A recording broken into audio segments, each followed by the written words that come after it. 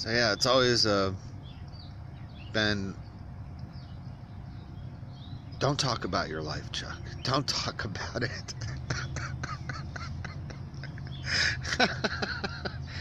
Don't talk about your life. Don't tell people what we did to you. Don't tell anybody. We're not talking about it, right? Right? My family's all like, we never talk about you. They never talk about you. They never talk about you. They never say anything about you. Gee, why is that? I wonder. They never tell them where I'm at, what I'm doing, how am I doing, even though they know exactly, because I've always kept them informed about where I am and what I'm doing and where I'm going, and you know. But nobody talks about Chuck. Nobody talks about it. They don't talk about me. Well, I can tell you why they don't talk about me, because I'm going to tell you exactly why they don't talk about me. Because because it's a truth, and it's a thing they don't want to admit. And so it's easier just not to talk about it. We're not going to talk about it. Well, I'm going to talk about it now. They're not going to like it.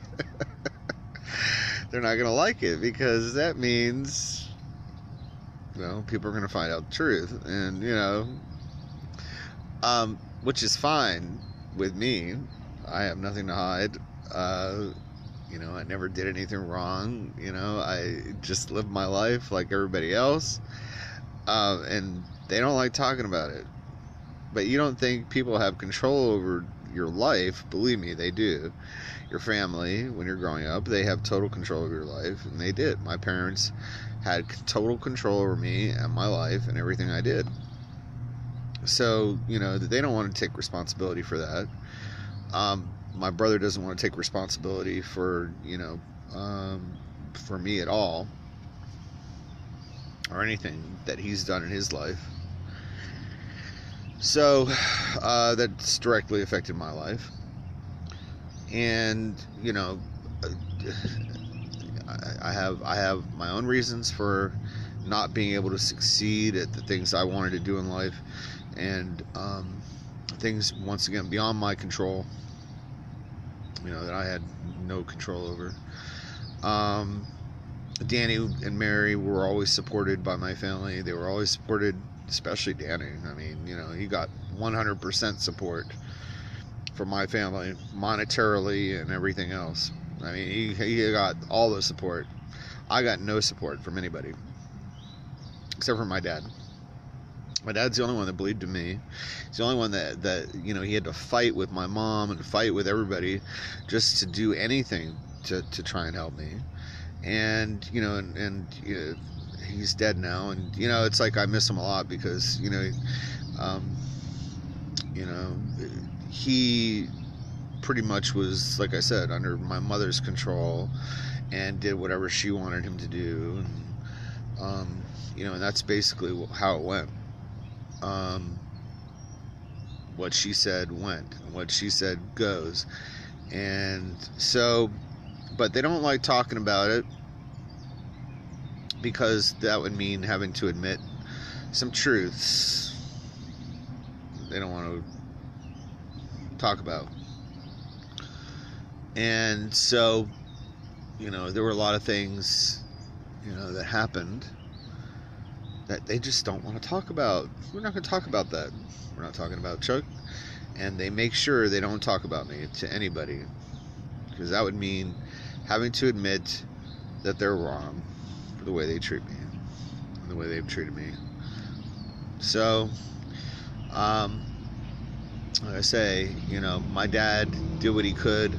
I was, of course, going through a hard time in my own life, because dealing with my own sexuality, dealing with my own problems in life, just normally, and breaking free of all the nonsense I'd been fed my whole life, all the bullshit fed to me my whole life, and not only that, but the constant neglect of attention that, you know, I needed growing up and I didn't get from my own parents. Because like I said, I mean, I went to, uh, you know, I was in the Boy Scouts, went on plenty of trips. Family wasn't there. They said, "Oh, well, you just ignored us while we were there." Well, that's not true. That's not true at all. You know, they because, you know, by that point when I was older, as a scout, a Boy Scout, not just a Weebo, not just a Cub Scout. You know, I mean, they had pretty much, you know, distanced themselves from me from the rest of my life, pretty much. Because, like I said, I had choir competitions and stuff in high school. They never went to any of those. I had swimming competitions. Never went to any of those. I had horticulture competitions. Went to put things in the fair, you know, that won, you know, ribbons and stuff. Never took an interest in any of that stuff. You know, I mean, it's like I had so many different interests, so many different things, not just one thing. I had like a lot of different things that I did. My brother only did one thing: play guitar. That's all he did. That's it. That's all he knows how to do. Music. That's it. You know, I had a lot of many different interests.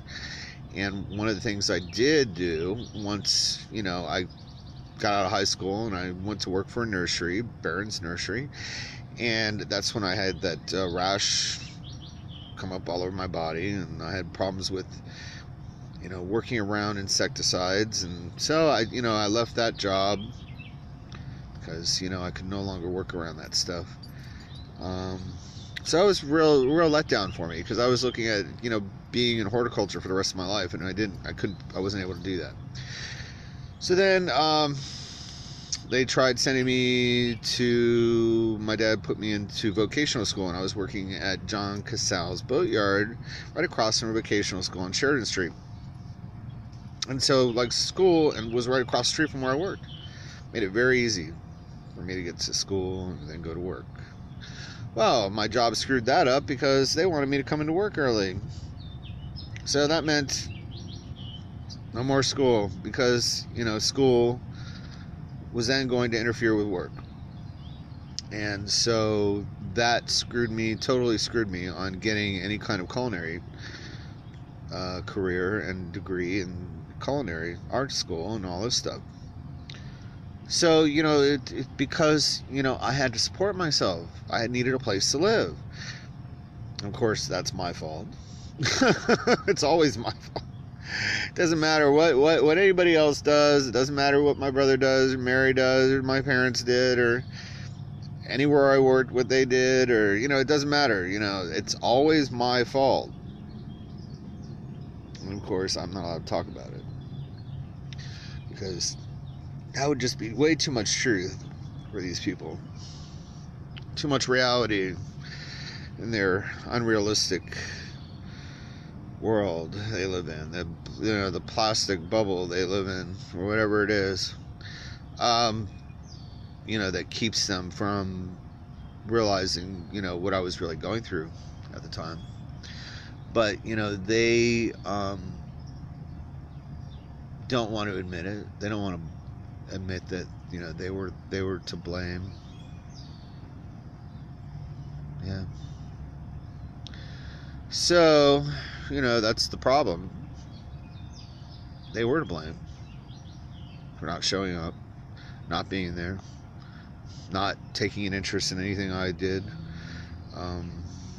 I mean, starting, you know, very young, and because I didn't want to play the accordion, oh well, no, and that they threw that in my fucking face all the time, people. Okay, they threw that shit in my face.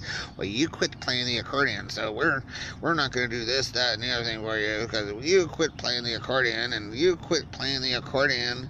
I hate the fucking accordion. I'm a singer, okay? I sing, I dance, I fucking know how to fucking, you know, do shit you fucking never even thought of doing, okay? Cooking, horticulture, I can do everything, a lot of things. Danny and Mary can't do. All right? And I did it, and I did it all. I did it all. Not just one thing. I tried a bunch of different things, and I did a lot of things. They never did. You know, but they don't appreciate that at all. You know, it's all about whatever it is they want. And that's really what it boils down to.